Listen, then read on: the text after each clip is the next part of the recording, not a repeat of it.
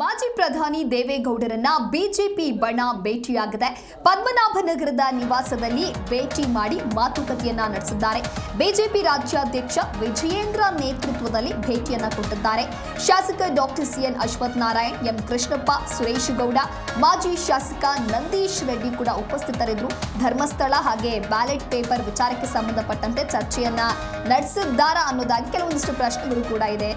ಯಾತಕ್ಕಾಗಿ ಅವರು ಭೇಟಿಯನ್ನ ಮಾಡಿದ್ರು, ಯಾವ ವಿಚಾರಗಳನ್ನ ಅವರೊಂದಿಗೆ ಚರ್ಚೆಯನ್ನ ಮಾಡಿದ್ದಾರೆ ಅಂತ ಹೇಳಿ ಪ್ರಧಾನಿ ಮೋದಿ ಅವರ ಜಪಾನ್ ಮತ್ತು ಚೀನಾ ಭೇಟಿ ಬೆಂಬಲಿಸಿ ದೇವೇಗೌಡರು ಪತ್ರವನ್ನ ಬರೆದಿದ್ರು. ಜಿಎಸ್ಟಿ ಸರಳೀಕರಣವನ್ನ ಸ್ವಾಗತಿಸಿ ದೇವೇಗೌಡರು ಪತ್ರವನ್ನ ಬರೆದಿರ್ತಾರೆ. ಹೀಗಾಗಿ ದೇವೇಗೌಡರಿಗೆ ಪಕ್ಷದಿಂದ ಧನ್ಯವಾದ ಸಲ್ಲಿಸುವಂತ ಸಲುವಾಗಿ ವಿಜಯೇಂದ್ರ ನಿಯೋಗದಿಂದ ಭೇಟಿಯನ್ನ ಕೊಟ್ಟಿದ್ದಾರೆ. ದೇವೇಗೌಡರಿಗೆ ಪಕ್ಷದ ವತಿಯಿಂದ ಧನ್ಯವಾದವನ್ನ ತಿಳಿಸಿ ವಿಜಯೇಂದ್ರ ಸನ್ಮಾನಿಸಿದ್ದಾರೆ ಅನ್ನೋದು ಕೂಡ ಗೊತ್ತಾಗ್ತಾ ಇದೆ. ಇನ್ನು ಇದಕ್ಕೆ ಸಂಬಂಧಪಟ್ಟಂತೆ ಸಾಕಷ್ಟು ಬೆಳವಣಿಗೆಗಳಾಯಿತು. ಅಂದ್ರೆ ಗಮನಿಸ್ತಾ ಹೋಗೋದಾದ್ರೆ ಇನ್ನು ಧರ್ಮಸ್ಥಳದ ವಿರುದ್ಧ ಷಡ್ಯಂತ್ರ ನಡೀತಾ ಇದೆ ಅಂತ ಹೇಳಿ ಬಿಜೆಪಿಗರು ದೊಡ್ಡ ಮಟ್ಟದಲ್ಲಿ ಆರೋಪವನ್ನ ಮಾಡ್ತಾರೆ. ತದನಂತರದಲ್ಲಿ ಧರ್ಮಸ್ಥಳ ಯಾತ್ರೆಯನ್ನ ಬಿಜೆಪಿಗರು ಕೈಗೊಳ್ತಾರೆ. ಆದ್ರೆ ನಂತರದಲ್ಲಿ ಜೆಡಿಎಸ್ ಕೂಡ ಧರ್ಮಸ್ಥಳ ಯಾತ್ರೆಯನ್ನ ಮಾಡುತ್ತೆ. ಎಲ್ಲೋ ಒಂದು ಕಡೆ ಬಿಜೆಪಿ ಹಾಗೂ ಜೆಡಿಎಸ್ ನಡುವೆ ಹೊಂದಾಣಿಕೆ ಇಲ್ವಾ ಅನ್ನುವಂತ ಸಾಕಷ್ಟು ಪ್ರಶ್ನೆಗಳು ಕೂಡ ಮುನ್ನೆಲೆಗೆ ಬಂದಿತ್ತು.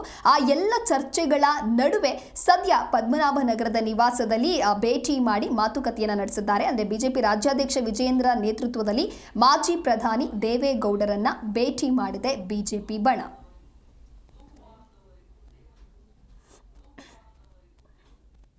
ಇನ್ನು ಧರ್ಮಸ್ಥಳ ವಿಚಾರ ಆಗಿರಬಹುದು, ಬ್ಯಾಲೆಟ್ ಪೇಪರ್ ವಿಚಾರದ ಬಗ್ಗೆ ಚರ್ಚೆ ನಡೆಸಿದಂತೆ ಕಾಣಿಸ್ತಾ ಇದೆ. ಹಾಗೆ ಪ್ರಧಾನಿ ಮೋದಿ ಅವರ ಜಪಾನ್ ಮತ್ತು ಚೀನಾ ಭೇಟಿಯನ್ನ ಬೆಂಬಲಿಸಿ ದೇವೇಗೌಡರು ಕೂಡ ಪತ್ರವನ್ನ ಬರೆದಿರ್ತಾರೆ. ಜಿಎಸ್ಟಿ ಸರಳೀಕರಣವನ್ನ ಸ್ವಾಗತಿಸಿ ದೇವೇಗೌಡರು ಪತ್ರವನ್ನ ಬರೆದಿರ್ತಾರೆ. ಹಾಗಾಗಿ ದೇವೇಗೌಡರಿಗೆ ಪಕ್ಷದಿಂದ ಧನ್ಯವಾದವನ್ನ ಸಲ್ಲಿಸುವಂತ ಸಲುವಾಗಿ ವಿಜಯೇಂದ್ರ ನಿಯೋಗದಿಂದ ದೇವೇಗೌಡರ ನಿವಾಸಕ್ಕೆ ತೆರಳಿ ಅವರನ್ನ ಭೇಟಿಯಾಗಿ ಮಾತುಕತೆಯನ್ನ ನಡೆಸಿದ್ದಾರೆ ಅನ್ನೋದಾಗಿಯೂ ಕೂಡ ಸದ್ಯ ಮಾಹಿತಿ ಇದೆ. ಆಗ್ತಾ ಇರ್ತಕ್ಕಂತಹ ಬೆಳವಣಿಗೆಗಳನ್ನ ಗಮನಿಸ್ತಾ ಹೋಗೋದಾದ್ರೆ ಎಲ್ಲೋ ಒಂದು ಕಡೆ ಬಿಜೆಪಿ ಹಾಗೂ ಜೆಡಿಎಸ್ ನಡುವೆ ಸಾಮರಸ್ಯ ಇಲ್ಲ, ಹೊಂದಾಣಿಕೆ ಇಲ್ಲ ಅನ್ನುವಂತ ಮಾತುಕತೆಗಳು, ಚರ್ಚೆಗಳು ಕೂಡ ನಡೀತಾ ಇತ್ತು. ಇದರ ವಿರುದ್ಧವಾಗಿ ಕಾಂಗ್ರೆಸ್ ಕೂಡ ಸಾಕಷ್ಟು ಆರೋಪಗಳನ್ನ ಮಾಡಿತ್ತು. ಯಾಕೆ ಅಂತ ಹೇಳಿದ್ರೆ ಧರ್ಮಸ್ಥಳ ಯಾತ್ರೆಯನ್ನ ಒಂದು ಸಲ ಬಿಜೆಪಿ ಮಾಡುತ್ತೆ, ನಂತರದಲ್ಲಿ ಜೆಡಿಎಸ್ ಹೋಗಿ ಧರ್ಮಸ್ಥಳ ಯಾತ್ರೆಯನ್ನ ಕೈಗೊಳ್ತಾರೆ.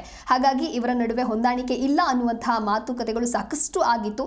ಈ ಎಲ್ಲ ನಿರ್ಧಾರ, ಈ ಎಲ್ಲ ಚರ್ಚೆಗಳ ನಡುವೆನೆ ಸದ್ಯ ಬಿಜೆಪಿ ಬಣ ಇವರ ಮನೆಗೆ ಭೇಟಿ ಕೊಟ್ಟಿದೆ. ಆದರೆ ಮಾಜಿ ಪ್ರಧಾನಿ ದೇವೇಗೌಡರನ್ನ ಭೇಟಿಯಾಗಿ ಅವರೊಂದಿಗೆ ಮಾತುಕತೆಯನ್ನ ನಡೆಸಿ ಸನ್ಮಾನವನ್ನ ಕೂಡ ಮಾಡಿದ್ದಾರೆ. ನೀವು ಕೂಡ ದೃಶ್ಯಾವಳಿಯಲ್ಲಿ ಗಮನಿಸ್ತಾ ಇರಬಹುದು. ದೇವೇಗೌಡರಿಗೆ ಸನ್ಮಾನವನ್ನ ಮಾಡ್ತಾ ಇದ್ದಾರೆ. ಬಿಜೆಪಿಯ ರಾಜ್ಯಾಧ್ಯಕ್ಷ ವಿಜಯೇಂದ್ರ ಇದ್ದಾರೆ, ಹಾಗೆ ಸಿಎನ್ ಅಶ್ವಥ್ ನಾರಾಯಣ್ ಕೂಡ ಇದ್ದಾರೆ, ಹಾಗೆ ಎಂ ಕೃಷ್ಣಪ್ಪ, ಸುರೇಶ್ ಗೌಡ, ಮಾಜಿ ಶಾಸಕ ನಂದೀಶ್ ರೆಡ್ಡಿಯೂ ಕೂಡ ಉಪಸ್ಥಿತರಿದ್ದಾರೆ. ಧರ್ಮಸ್ಥಳ ಹಾಗೆ ಬ್ಯಾಲೆಟ್ ಪೇಪರ್ ಬಗ್ಗೆಯೂ ಕೂಡ ಅವರೊಂದಿಗೆ ಚರ್ಚೆಯನ್ನ ಮಾಡಿದಂತೆ ಕಾಣಿಸ್ತಾ ಇದೆ. ದೇವೇಗೌಡರಿಗೆ ಒಟ್ಟಾರೆಯಾಗಿ ಬಿಜೆಪಿ ಪಕ್ಷದ ವತಿಯಿಂದ ಧನ್ಯವಾದವನ್ನ ತಿಳಿಸಿದ್ದಾರೆ. ಧನ್ಯವಾದವನ್ನ ತಿಳಿಸಿ ಸನ್ಮಾನವನ್ನ ಮಾಡಿದ್ದಾರೆ.